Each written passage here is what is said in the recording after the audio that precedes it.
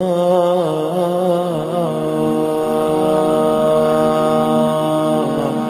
ہدایت پائیں گے۔ اور اللہ تعالیٰ فرماتے ہیں سورہ ماؤن میں سورہ نمبر 107 آیت نمبر 4 سے 7 میں کہ وہ لوگ ہیں جو نماز صرف دکھانے کے لیے پڑھتے ہیں، جو نماز میں غفلت کرتے ہیں۔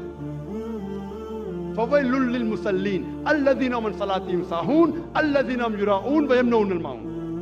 وہ لوگ جو نماز میں غفلت کرتے ہیں، وہ لوگ نماز جو صرف دکھانے کے لیے پڑھتے ہیں اور اپنے پڑوسی کو مدد بھی نہیں کرتے، ان لوگوں پہ لعنت ہے۔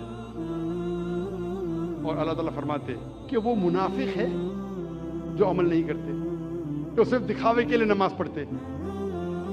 نماز پڑھنا ہر مسلمان کے لیے فرض ہے، کوئی بھی آپ کو ایکسکیوز نہیں ہے، کوئی بھی آپ ایکسکیوز نہیں دے سکتے، کوئی بھی بہانہ نہیں دے سکتے، کوئی بھی مرد کے لیے نماز نہیں پڑھنے کا کوئی بھی ایکسکیوز نہیں، صرف خواتین کے لیے دو ہے، حیض کی حالت میں اور بچہ پیدا ہونے کے بعد، ڈیلیوری کے بعد۔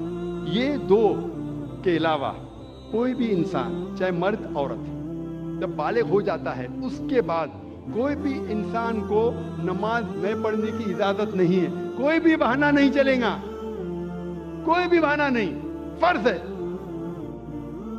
اللہ تعالیٰ نے کئی راستے دکھائے۔ اللہ تعالیٰ فرماتے ہیں سورہ مائدہ میں سورہ نمبر 5 آیت نمبر 6 اور سورہ نساء سورہ نمبر 4 آیت نمبر 43 میں کہ اگر پانی نہیں ہے تو اپنا ہاتھ مٹی پہ ڈالو اور تیمم کرو۔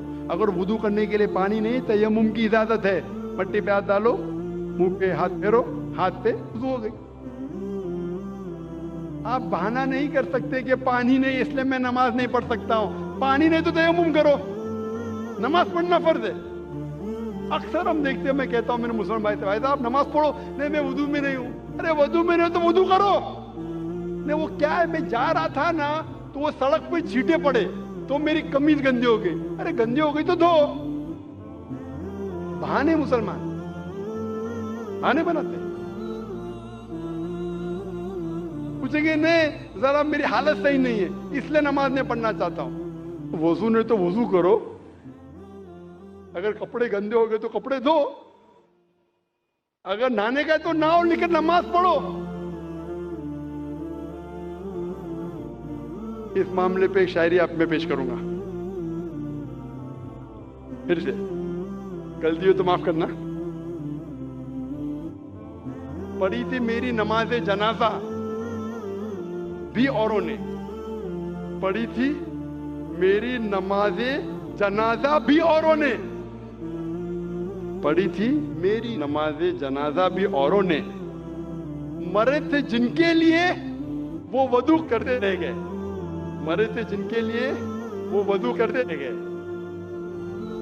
جس کے لیے ہم محنت کرتے ہیں وہ اپنے وضو کے اندر ہی رہ گئے، نماز کے لیے نہیں ہے۔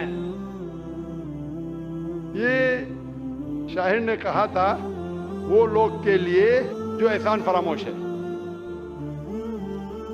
اس سے بڑا احسان فراموش کون ہو سکتا ہے جو اللہ نے ہمیں اتنی عزت دی، ہمیں اتنے نعمتیں دی اور ہم اس کا شکر ادا نہیں کرتے، نماز بھی نہیں پڑھتے۔ اللہ تعالیٰ فرماتے ہیں سورہ نساء میں سورہ نمبر 4 آیت نمبر 101 میں کہ اگر آپ سفر کر رہے تو آپ نماز کم کر سکتے، آپ قصر کر سکتے۔ اگر آپ سفر کر رہے ہیں تو ظہر، عصر اور عشاء کے 4 رکعت آپ 2 رکعت کر سکتے۔ اللہ نے آپ کو آسانی فرمائی ہے، آسان کرنے کے لیے جب آپ سفر کر رہے آپ آدھی کر سکتے، 4 رکعت کو 2 رکعت کر سکتے۔ اللہ تعالیٰ فرماتے ہیں سورہ نساء میں سورہ نمبر 4 آیت نمبر 102 میں کہ اگر جنگ کی حالت میں آپ ہے، اللہ کے رسول سے فرماتے اللہ پھر بھی نماز پڑھو، آپ ایک گروہ کو لو اور اپنے ہتھیار کے ساتھ نماز پڑھو اور دوسرے گروہ کو احتیاط برتنے کے لیے رکھو۔ آپ کی نماز جب پوری ہو جائیں گی تو پہلی گروہ گارڈ کرے اور دوسری گروہ نماز پڑھے، आप सोच सकते हैं कि जंग के हालत में, जिहाद के हालत में, जो जान खतरे में, वहां भी नमाज को छोड़ने की इजाजत नहीं है। आपकी जान खतरे में है, नमाज का वक्त हो गया, आप नहीं कह सकते अरे भाई मैं जिहाद कर रहा हूं, लड़ रहा हूं, अभी क्या नमाज पढ़ूं। जिहाद के हालत में भी नमाज पढ़ना फर्ज है। एक ग्रोह नमाज पढ़े हथियार के साथ, दूसरा ग्रोह देखभाल करे कि कोई दुश्मन हम पे हमला ना करे। पहला ग्रोह नमाज पढ़ के फारिग हो जाएगा, दूसरा ग्रोह नमाज पढ़े और पहला ग्रोह देखभाल करे कि कोई हमला ना करे।